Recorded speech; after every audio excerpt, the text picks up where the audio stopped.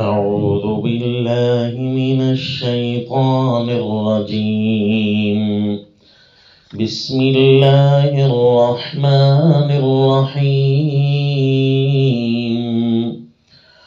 ولا تأكلوا أموالكم بينكم بالباطل وتدلوا بها إلى الحكام لتأكلوا فريقا من أموال الناس بالإثم وأنتم تعلمون.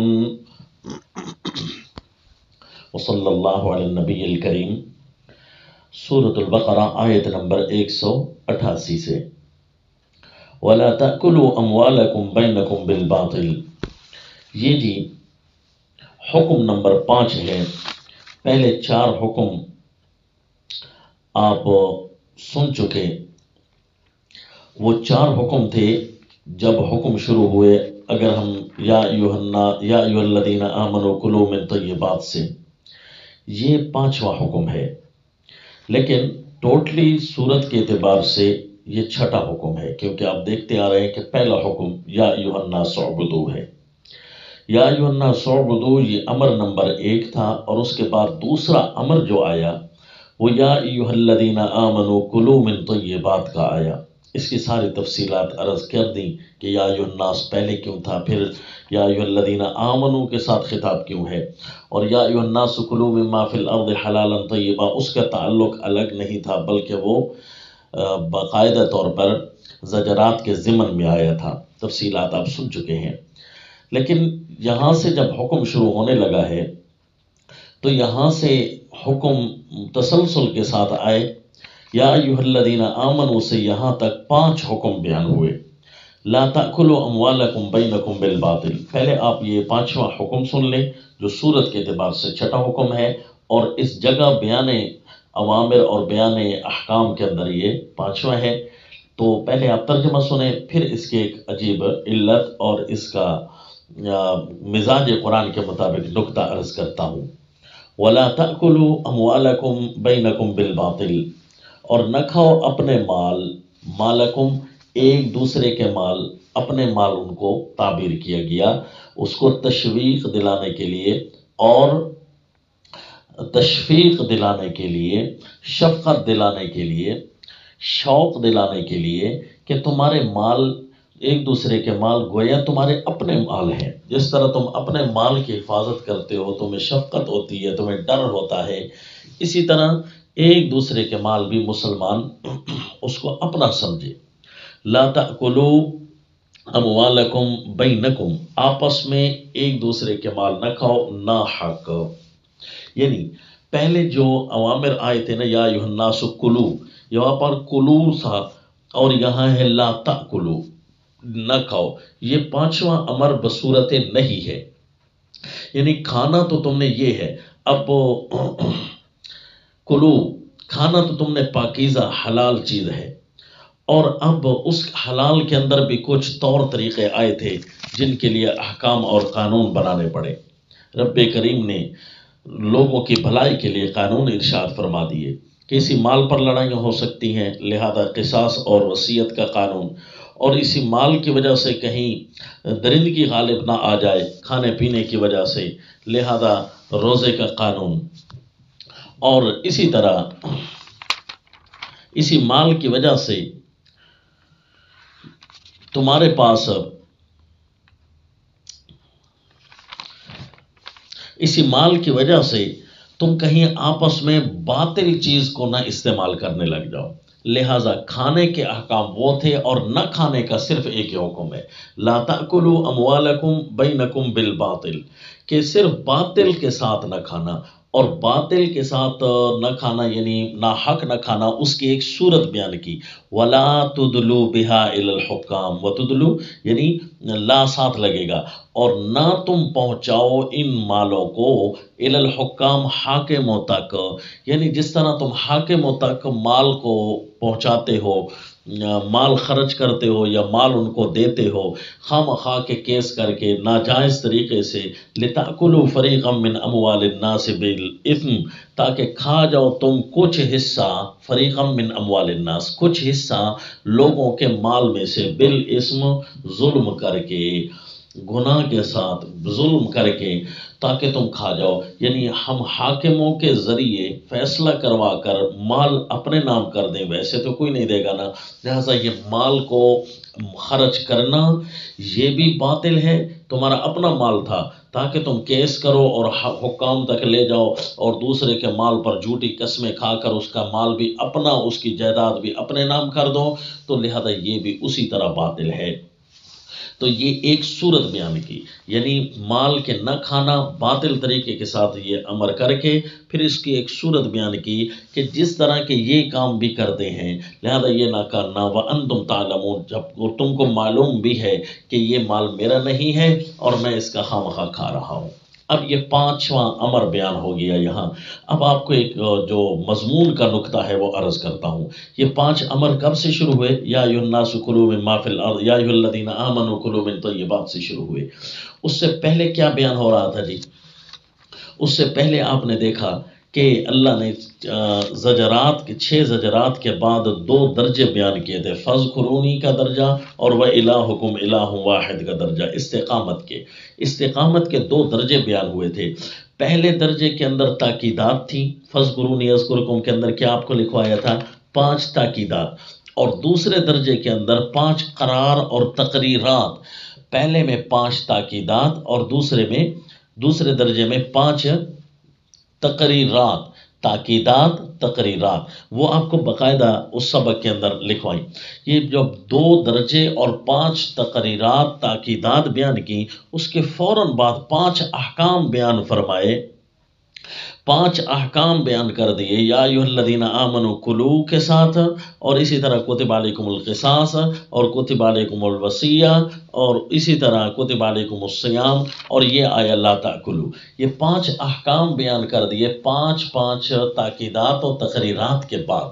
اشارہ اس بات کا ہے کہ جس طرح تمہاری آزمائش 5 چیزوں کے ساتھ ہوگی، تاکیدات بھی تمہیں 5 دفعہ کی جا رہی ہیں، تمہیں تقریرات بھی 5 دفعہ کی جا رہی ہیں، سمجھایا بھی 5 دفعہ جا رہا ہے، اور خصوصاً ان 5 قوانین کو تم یاد رکھنا، تاکہ جو ہے تمہارا اللہ تعالیٰ کی ربوبیت اور اللہ تعالیٰ کی الوہیت پر ایمان کامل ہو اور بنیاد تمہاری مضبوط ہو جائے۔ اللہ کی ربوبیت یعنی اللہ کی حاکمیت، اللہ کی الوہیت، جس طرح کہ اللہ وحدہ لا شریک ہے اپنی حاکمیت میں، اسی طرح اللہ وحدہ لا شریک ہے اپنی الوہیت میں، دونوں کو کیا کہتے ہیں؟ عبودیت، یعنی اللہ معبود ہے حاکم ہونے کے لحاظ سے بھی، اور اللہ معبود ہے الہ ہونے کے لحاظ سے بھی۔ تو لہٰذا یہ 5 تم نے قوانین اپنے اوپر لاگو کر دینے ہیں اس زمین پر اگر تم نے بسنا ہے تو۔ عقیدے کے بعد یا ایھا الناس اعبدوا کے بعد 5 قوانین، تو 5 قوانین میں 4 قوانین کہا یہ کرو یہ کرو، اور 5واں کا امر تھا یوں نہ کرنا، یہ بھی باقاعدہ النہی نوع من الاوامر، یہ جو نہیں ہوتی ہے یہ بھی نوع من الاوامر ہوتی ہے، امر کی ایک قسم ہوتی ہے۔ تو یہ باقاعدہ 5واں امر آیا کہ یہ کام نہ کرنا، لہذا اب تم تیار ہو گئے ہو۔ اب تمہاری جو ہے یہ آیت نمبر 188 ہے نا جی، 188 آیتیں پوری ہو گئیں سورہ البقرہ کی۔ اس کے اندر کیا ہوا جی؟ 2 قسم کے اللہ نے امر بھیجے، یا ایھا الناس اعبدوا یا ایھا الذین آمنوا کلوا من طیبات ما رزقناکم، کیونکہ 2 ہی چیزوں کی ٹریننگ کروائی گئی تھی سیدنا آدم علیہ الصلوۃ والتسلیم کی جنت میں۔ اس کا مطلب ہے صرف 2 کاموں کی ضرورت پڑے گی زمین پر، ایک اللہ تعالیٰ کی حاکمیت اور اللہ کی الوہیت، عبادت بھی اللہ کی، اور امر و نہی، کھانے پینے تک کے احکام بھی تم نے اللہ کے ماننے ہیں۔ بس یہ تمہارا زمین پر جانے کا اسی طرح حق ہے، اور تمہارا اسی کے اوپر امتحان ہوگا، اور اسی پر اپنے آپ کو سنبھال لینا۔ حقیقت تو یہ ہے اللہ تعالیٰ کی طرف سے زمین پر رہنے کے لیے جو رہنمائی تھی وہ پوری ہو چکی۔ اس صورت کا مضمون آپ کو بتایا تھا نا، ہدی الایمان والصلاح والزجر عن الکفر والفساد۔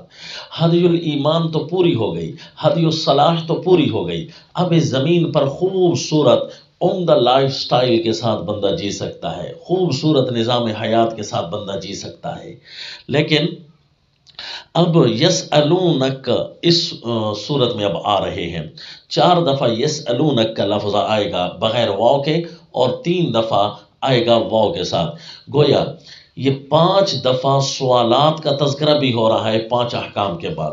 حالانکہ آپ نے دیکھا کہ یہ 7 دفعہ یسألونک کا لفظ ہوگا. آخری جو 3 دفعہ یسألونک آئے گا نا، 5واں جو یسألونک جب شروع ہوگا وہ تینوں واو کے ساتھ ہیں. گویا ان کا ایک درجہ بیان کر دیا گیا، وہ ایک قسم کی کیٹیگری ہے، لیکن اس کے حصص 3 بنائے. تیسرے یسألونک کے 3 حصص بنائے، اور ان 3 حصص پر انشاءاللہ جب وہاں جائیں گے تو گفتگو کریں گے. تو 5 دفعہ یسألونک آیا، کیونکہ یہ حد رہنمائی وہ ہوتی ہے جس میں اللہ خود بتاتے جائیں، اور سوال کا جواب کا تعلق بھی رہنمائی سے ہوتا ہے. اس لیے مضمون صورت کے عین مطابق اللہ نے یسألونک کے جو تذکرے ہیں وہ اسی صورت میں کر دیے. یہ تو ہو گیا جی مضمون کا ربط. اور یہ یسألونک آخری دفعہ جب آئے گا نا، وہ یسألونک عن المحیض، یہ تقریباً ہمارے سارے مضمون کے جو مشکل ربط تھے یہ پورے ہو گئے. یسألونک یسألونک آپ نے صرف یہ نوٹ کرنا ہے. جب آئے گا نا ویسألونک تو وہ آخری 3 ہوں گے اور ان کا درجہ ایک جیسا ہوگا. تو اب یہ ربط کے بعد کہ یسألونک رہنمائی تو پوری ہو چکی ہے، لیکن یہ کچھ مزید آپ سے سوال کرتے ہیں تو پھر ان کی مزید رہنمائی کر دیں. یہ مطلب ہوگا کہ اب رہنمائی ہدی الایمان والصلاح تو ہو چکی ہے. اب یہ اور کیسا سوال کرتے ہیں؟ کچھ سوال ان کے کام کے ہوں گے اور کچھ سوال ان کے نکمے ہوں گے. ان کی رہنمائی جب کی جا چکی ہے تو یہ نکمے سوال کیوں کرتے ہیں؟ اس لیے جی اللہ کریم نے رہنمائی براہ راست جو کرنی تھی وہ کر دی ہے. اب ضرورت تو نہیں تھی، لیکن تم سوال چونکہ کر رہے ہو تو تمہاری رہنمائی اس انداز میں کی جائے گی تاکید مزید کے طور پر کہ تمہیں سوال نہیں کرنے چاہیے، تمہیں یہ کام کرنا چاہیے. یسألونک کے تذکرے اب دیکھنا، یہ آ گیا جی پہلا یسألونک سوالات الامہ، یہ امت کے سوالوں میں سے پہلا سوال. یسألونک عن الاہلہ، یہ آپ سے پوچھتے ہیں حال نئے چاند کا. اور آپ نے دیکھنا ہے کہ یہ جو یسألونک کے 5 درجات بیان ہوں گے، جس طرح 5 احکام بیان ہوئے ہیں، ان میں سے پہلا یسألونک عن الاہلہ اس کا چناؤ کر کے پہلی دفعہ اس کو کیوں لائے؟ حالانکہ اور بھی یسألونک ہے. آگے یسألونک آ رہا ہے آیت نمبر 215 کے اندر، یسألونک ماذا ينفقون، انفاق کا ذکر ہے. تو یسألونک عن الاہلہ یہاں کیوں آیا؟ اس کی وجہ یہ ہے کہ روزے کا تعلق بھی شہر رمضان سے تھا، اور روزے کے حکم کے بعد جو ہے جس طرح چاند کا تعلق روزے کے ساتھ ہوتا ہے، تو اس لیے اس یسألونک کا تذکرہ سیام کے ساتھ آیا. اور درمیان میں چونکہ لا تاکلوا آیا نا، وہ اس کا ربط بھی سیام کے ساتھ لگتا تھا کہ جس طرح تم نے حلال مال نہیں کھانا کسی صورت میں، تو ایک صورت میں کہ خاص رمضان کے مہینے میں حلال مال بھی نہیں کھانا، اسی طرح حرام مال تم نے نہیں کھانا کسی صورت میں. یہ رمضان کا ایک ربط تھا، اور رمضان کے ساتھ ہی دوسرا ربط لگے گا یسألونک عن الاہلہ. تو اب یہ سمجھ آ گئی، یہ اشکال بھی حل ہوا. آگے پڑھتے ہیں جی. سوال کرتے ہیں آپ سے نئے چاندوں کے بارے میں کہ ہر دفعہ چاند نیا نیا کیوں ہو جاتا ہے. یہ 12 دفعہ جو ہے سال کے اندر تبدیل ہوتا ہے، یہ نیا نیا کیوں ہو رہا ہے؟ یا یوں کہیں کہ ہر مہینے یہ 29 یا 30 دنوں کے بعد یہ نیا نیا چاند کیوں آ جاتا ہے؟ تو اہلہ نئے حال نئے چاند کا تم سے پوچھتے ہیں. تو یہ سوال تو بہت بڑا ہے. چاند کی ساری ہسٹری بیان کرنی چاہیے، چاند کے سارے طور اتوار بیان کرنے چاہیے، لیکن یہ قرآن کو ہسٹری کی کتاب تو ہے نہیں، یہ تو ہے رہنمائی کی چیز. اور یہ صورت ہے ہدی الایمان والصلاح. اس میں جس چیز کی امت کو ضرورت ہوگی، اب زمین پر ایسے تو بے شمار کرنے کے سوال موجود ہیں. اسی طرح انسانی جسم ہے کرنے کے سوال تو یہاں بھی بہت سارے موجود ہیں، کان ہمارے دو کیوں، آنکھیں ہماری دو کیوں، ناک ایک کیوں، تو یہ سوال کو کرنے کے ہیں۔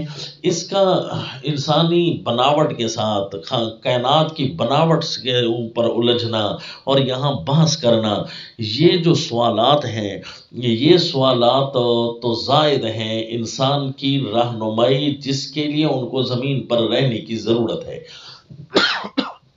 ان سوالات کا اگر پتہ ہی نہ ہونا کہ چاند نیا کیوں آتا ہے تو کم از کم زمین پر رہنمائی، زمین پر رہنے پر کوئی اثر نہیں پڑے گا، کیونکہ زمین پر بندہ آیا ہے۔ آپ پڑھ چکے ہیں سورت کے شروع میں کہ وَلَكُمْ فِي الْأَرْضِ مُسْتَقَرٌّ وَمَتَاعٌ إِلَىٰ حِينٍ، تمہارے لیے زمین پر کچھ وقت کے لیے ٹھہرنا ہے، تو بھی ضرورت کے کام کریں، غیر ضروری امور میں کیوں ملوث ہوں؟ چونکہ انہوں نے سوال اتنا بڑا کر دیا کہ ضروری غیر ضروری ساری باتیں پوچھ ڈالی، تو اللہ کریم نے مختصر جواب دے کر، ایک مثال دے کر تھوڑا سا ڈانٹ بھی دیا ہے اور حقائق کی طرف موڑنے کا حکم دیا ہے۔ قل، جواب دیجئے میرے پیغمبر، ہی مواقیت للناس، یہ لوگوں کے لیے اوقات مقرر ہیں، یعنی یہ لوگوں کے لیے مقرر اوقات ہیں، اور اوقات کی تقرری کا فائدہ تمہیں چاندوں کے ساتھ ہوگا۔ والحج، اور حج کے واسطے ہیں، یعنی سارے احکام، بہت سارے احکام تھے نا، عدت، اسی طرح پاکی ناپاکی، اسی طرح حج وغیرہ، بہت سارے ایسے امور تھے جن کا تعلق اس چاندوں کے ساتھ تھا، لیکن اللہ نے صرف باقی ساری چیزوں کو ایک مختصر بیان کیا، مواقیت للناس، اور حج کو اللہ نے اسپیشل کر کے ذکر کیا، اور حج کے بھی اسی طرح تعلق چاندوں کے ساتھ ہے۔ حج کے مہینوں کا تمہیں پتہ چلے، اس کی وجہ یہ ہے کہ یہ لوگ اپنے آپ کو بنی اسرائیل ہوں یا مشرکین مکہ ہوں، یا اپنے آپ کو سیدنا ابراہیم علیہ السلام کی ملت کا پیروکار تو سمجھتے تھے نا، یعنی اپنے آپ کو ابراہیمی کہتے ہیں، اور سیدنا ابراہیم علیہ الصلوۃ والتسلیم کے اللہ تعالیٰ نے حج ان سے شروع کروائی ہے۔ اس امت کے لیے اللہ نے فرمایا اذن فی الناس بالحج، اس سے پہلے حج کے تعلقات اور حج کے احکامات کا ذکر اللہ نے قرآن میں نہیں فرمایا کہ اس سے پہلے انبیاء کیسے حج کرتے رہے، ان کے لیے کیا احکام تھے وغیرہ ذالک۔ لیکن ہمیں چونکہ سیدنا ابراہیم علیہ الصلوۃ والتسلیم سے بتایا گیا، اور بنی اسرائیل اس کے بارے میں میں نے بتایا کہ یہ پوری زمین پر پھیلی ہوئی ایک مخلوق کا نام ہے، اور اسی طرح اس کے ضمن میں آپ پوری بحث پڑھ چکے ہیں کہ یا بنی اسرائیل کا تذکرہ کیوں آیا۔ اور مشرکین مکہ بھی چونکہ حضرت سیدنا ابراہیم علیہ السلام کے قائل تھے، اور ابراہیم علیہ الصلوۃ والتسلیم نے حج شروع کیا، اس لیے سارے لوگ حج تو کرتے تھے، یہود و نصارہ ہوں یا مشرکین مکہ ہوں، تو ان کی ایک مشترکہ چیز کا بھی ذکر کیا۔ دیکھو چاندوں کے بارے میں سوال کرتے ہو تو حج کی ضرورت بھی چاندوں کے ساتھ ہے، کہ حج کے مہینے جب آتے ہیں چاند اور قمری مہینے، تو اس وقت تمہیں فائدہ تو ہوتا ہے۔ تو آگے ایک مثال دی کہ تم نے سوال جو کیا ہے لیس البر بان تأتوا البیوت من ظہورها، یہ نیکی تو نہیں ہوتی کہ گھروں کو تم آؤ ان کے پشت کی طرف سے، گھروں کا لفظ استعمال کیا، گھر بہت سارے ہیں، گھروں کو ان کی پشت سے دیوار پھلانگ کر کوئی گھروں میں داخل ہو تو یہ کوئی اچھی حرکت ہوتی ہے؟ نہیں نا، ہر کوئی کہے گا یہ تو بری حرکت ہے، یہ تو نیکی ہے ہی نہیں۔ تو اصل نیکی پھر کیا ہوتی ہے؟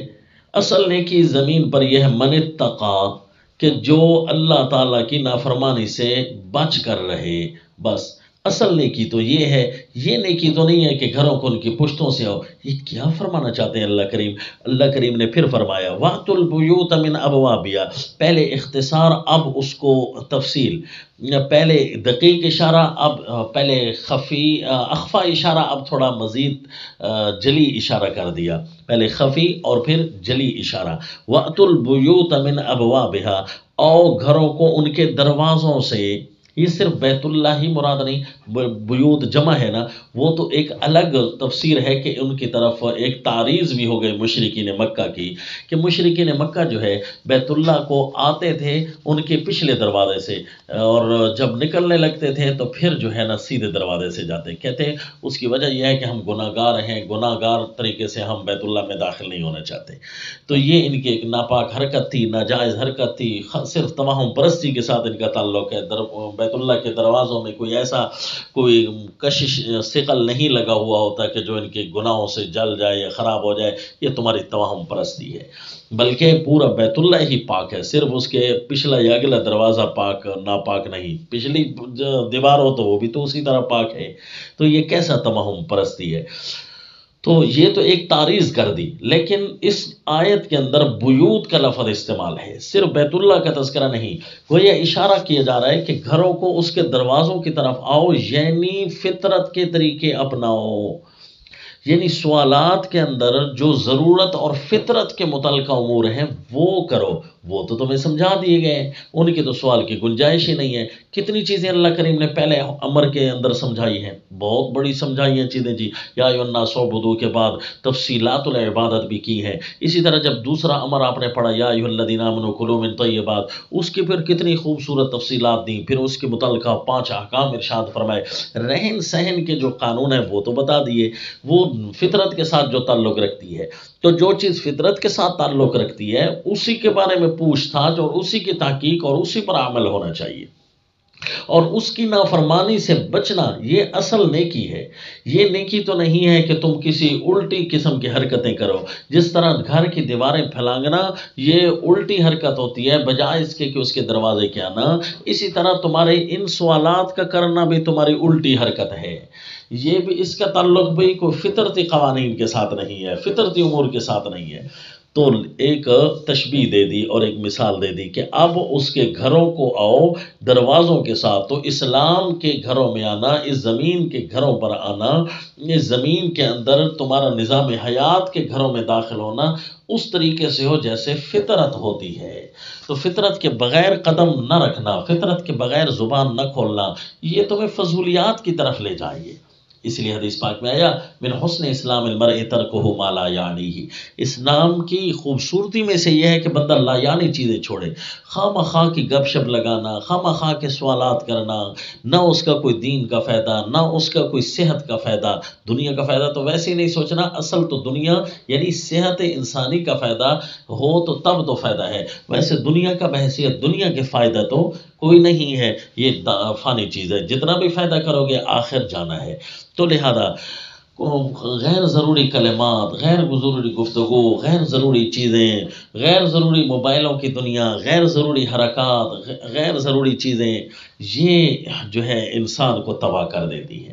تو اس لیے فطرت کے نظام میں تم نے گفتگو کرنی ہے، حتیٰ کہ آپس میں گپ شپ ہو، اللہ کریم ہمیں ایسے رتبے نصیب فرمائے کہ ہم صرف اور صرف وہ باتیں کر رہے ہو جس طرح رسول اللہ صلی اللہ علیہ وسلم اپنے اصحاب کے ساتھ کرتے ہیں، ہر دفعہ اللہ کے تذکرے، ہر بات میں اللہ کے تذکرے، کتنا ذخیرہ حدیث بھرا ہوا ہے، یہ میرے نبی صلی اللہ علیہ وسلم کی صحابہ کے ساتھ گفتگو ہے اور خوبصورت گپ شپ ہے۔ تو فرمایا واتقوا اللہ، پھر فرمایا سوالات کرنے والوں اللہ سے ڈرو، یعنی اللہ کی نافرمانی سے بچتے رہو، اصل تمہارا مرکز نظر کا یہ ہونا چاہیے، مطمع نظر یہ ہونا چاہیے، لعلکم تفلحون، تاکہ تم اپنی مراد کو پہنچو، یعنی کامیابیاں ہوں، کامیابیوں کا ایک دن اللہ نے رکھا ہے، یوم الفلاح، یوم التغابن، ہار جیت کا دن اللہ نے ایک رکھا ہے، ہم نے وہاں تک پہنچنا ہے، ہم زمین پر آئے ہیں تھوڑے سے دن لے کر، ہمارا قرار ہے اس وقت کو ہم نے ضائع نہیں کرنا، ہم نے کامیابیوں تک پہنچنا ہے اللہ کی نافرمانیوں سے بچتے ہوئے۔ بس یہ حدیث پاک میں آیا، دو نعمتیں ایسی ہیں کہ انسانوں نے بڑا اس میں نقصان کیا ہے، دو بڑی بڑی نعمتیں ہر کسی کے پاس آئی ہیں لیکن انسان بڑا اس میں نقصان کرتے ہیں۔ کون سی جی؟ کہ الصحت والفراغ، ایک صحت ہے اور دوسرا فارغ رہنا، صحت اللہ نے دی ہے تو اس میں اچھائیوں میں لگائی جائے، اس کو نظام فطرت کو اپلائی کرنے میں لگایا جائے، کسی کا بھلا سوچنے میں، کسی کی تربیت کرنے میں، حتیٰ کہ غصے کا استعمال بھی فائدے کے لیے ہونا چاہیے، پیار کا استعمال بھی فائدے کے لیے ہونا چاہیے کہ میرے بچوں کی تربیت ہو جائے، نظام کی تربیت ہو جائے، صحیح سالم رہ جائیں، حتیٰ کہ غصہ جہاد میں چلنا چاہیے، محبت گھر میں چلنی چاہیے اور اپنوں کی تربیت میں چلنی چاہیے۔ تو یہ امور صحت کے ہیں تو صحت سے فائدہ حاصل کرنا چاہیے، اور اسی طرح الفراغ، اللہ نے اگر فارغ وقت دیا ہے تو اس کو ویسے نہیں ضائع کر دینا بلکہ اس کو کسی نہ کسی کام پر لگا دینا ہے، حتیٰ کہ رسول اللہ صلی اللہ علیہ وسلم ذکر و اذکار میں لگاتے تھے.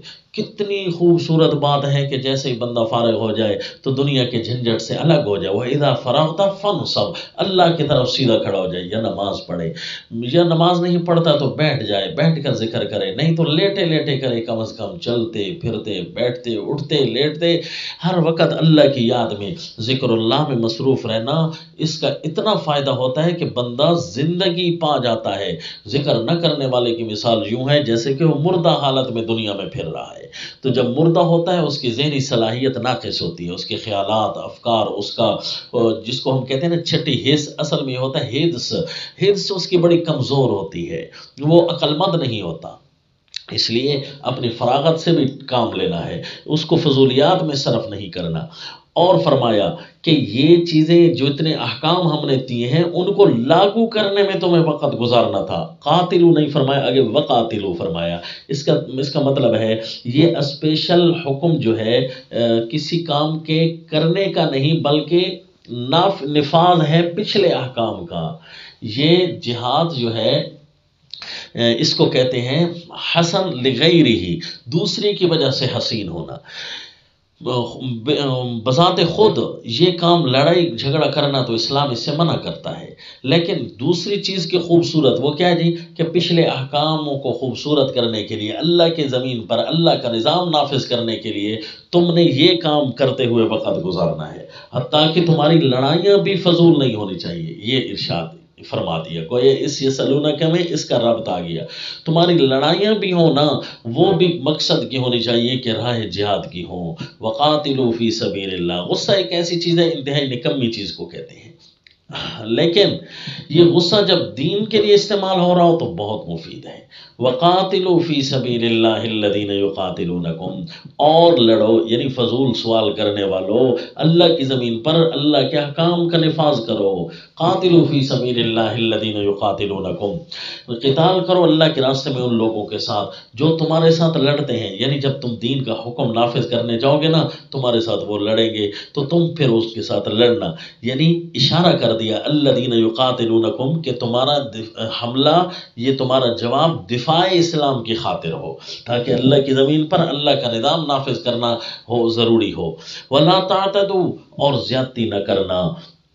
ان اللہ لا يحب المعتدین، یہ حکم الجہاد بخصوص طریقہ خاص قسم کا ہونا چاہیے، جس میں عام طریقہ قتال کا نہ ہو کہ جس میں ہر کس و ناکس کو ہر مرضی کے ساتھ مارا جا رہا ہے، ہر اپنی مرضیاں چلائی جا رہی. نہیں، خصوص طریقہ ہو، یعنی جس میں زیادتی نام کی چیز نہیں ہونی چاہیے. وقاتلوا فی سبیل اللہ الذین یقاتلونکم، یعنی فضول سوال کرنے والو اللہ کی زمین پر اللہ کا نظام نافذ کرو حتیٰ کہ تمہارے غصے بھی کام کے اندر لگیں، تمہاری لڑائیاں بھی کام میں لگیں. ان اللہ لا يحب المعتدین، اللہ تعالیٰ زیادتی کرنے والوں کو پسند نہیں کرتا. وَقْتُلُوهُمْ حَيْثُ ثَقِفْتُمُوهُمْ، اور اب یہ پہلا جو قاتل تھا نا یہ حکم تھا خصوص الطریقہ میں. اب وقتلوہم حکم ہے خصوص الزمان کے، خصوص المکان کے اندر کہ وقتلوہم ان کے ساتھ ان کو تم مار ڈالو. حیث ثقفتموہم، جہاں بھی پاؤ تم. جہاں سے مراد کیا ہے کہ آگے آ رہا ہے کہ وَأَخْرِجُوهُم مِّنْ حَيْثُ أَخْرَجُوكُمْ، اور ان کو بھی تم نکال دو نا جیسے جہاں سے انہوں نے تم کو نکالا. یہ جیسے تم کو نکالا حیث و تعلیلیہ ہے کیونکہ انہوں نے تم کو نکالا ہے. مکہ کی سرزمین پر ان کو حکومت کے نظام سے نکال دو. یہ مطلب ہے کہ ان کی مرضی نہ چلنے پائے. کیوں جی کہ یہ تو لڑائی جھگڑا تو اچھی بات نہیں ہے نا. کہا یہ تو اچھی بات نہیں ہے لیکن فتنہ برپا کر دینا یہ بھی تو مزید برا ہے. والفتنۃ اشد من القتل، اللہ کی زمین پر اپنی مرضیاں چلانا یہ تو اللہ کی زمین کے اندر فساد کرنا ہے. کبھی کسی کو کسی کی مرضی اچھی لگے گی تو کسی کی مرضی کی اس کو سوٹ نہیں کرے گی. کسی کا چلنا کسی کو نقصان دے گا تو کسی کو فائدہ دے گا، کسی کو نقصان بھی تو دے سکتا ہے. لہٰذا یہ زمین کے اندر فتنہ فساد ہے.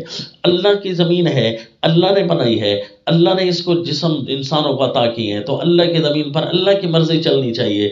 اس مرضی کو ہٹانا فتنہ ہے، والفتنہ تو اشد من القتل، اور دین سے ہٹا دینا، فتنہ کا معنی دین، کیونکہ مضمون اسی چیز کا چل رہا ہے نا، اللہ کی زمین پر اللہ کا نظام، اللہ کی زمین پر اللہ کے نظام سے ہٹا دینا، یعنی دین سے بے دین کر دینے والا فتنہ اشد من القتل، یہ مار ڈالنے سے بھی زیادہ سخت ہے، لہذا ان عناصر کو ختم کر دو جو اللہ کی زمین پر فتنہ چاہتے ہیں۔ وَلَا تُقَاتِلُوهُمْ عِنْدَ الْمَسْجِدِ الْحَرَامِ، اور ان سے نہ لڑو مسجد حرام کے پاس، یعنی خصوص المکان کا ذکر ہے نا، کہ لڑائی کرو صحیح، لیکن خاص کر مکان کا خیال کرنا کہ بیت اللہ کے پاس جا کر نہ لڑنا، اس کے ادب کا خیال کرنا، کیونکہ اللہ کی زمین پر اللہ کا نظام نافذ کرتے ہوئے یہ بات ذہن نشین ہونی چاہیے کہ ہماری تلوار اللہ کے امر سے رکے گی، مشاعر اللہ کے سامنے رک جائے گی، حتیٰ یقاتلوکم فی، حتیٰ کہ وہ بھی تم سے لڑیں، پھر تو ٹھیک ہے جی، بیت اللہ کے احترام میں پھر تلوار دبا کر نہیں کھڑے رہنا، فَإِن قَاتَلُوكُمْ فَاقْتُلُوهُمْ، اگر وہ تم سے لڑیں تو تم ان کو مارو،